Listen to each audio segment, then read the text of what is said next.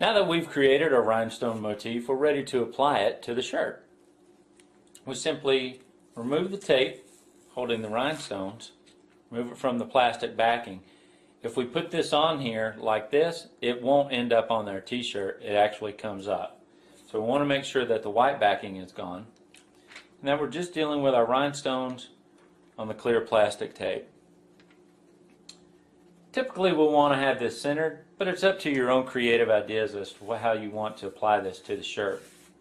The great thing about this tape is that if it's not completely where we want it to be, then we can simply lift it up. The rhinestones are still in place, and reposition to where we want to see our motif for the final results. Now, because we're using a cardboard t-shirt form, we want to make sure that we have something behind it. The reason for that is this glue will get extremely hot and can stick to our t-shirt form. If we're not using a t-shirt form, we want to have something in between the front and the back side of the t-shirt so as not to glue the front side of the t-shirt with the back. An easy way to do that is to find some tissue paper at the local art supply store, or better yet, use the cooking sheet that you have probably in your kitchen already. There's two sides. You'll notice that one side is quite shiny and the other side is a little bit more opaque. I would recommend you use the shiny side because the glue will have a problem adhering to this side as opposed to this.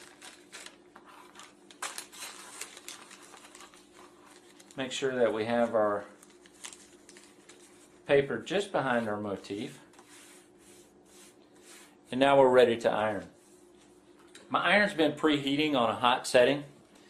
Typically cotton is going to be your hottest setting, but we're not using any water so we don't get any steam with this. We'll start off on the edges and gradually begin to heat our motif up.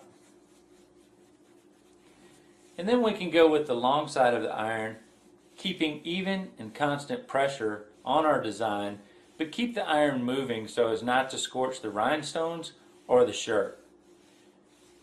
We'll do this for about 25 to 30 seconds. And then once we're completed with this, we'll actually let that cool for another 2 to 3 minutes or until it's cool to the touch.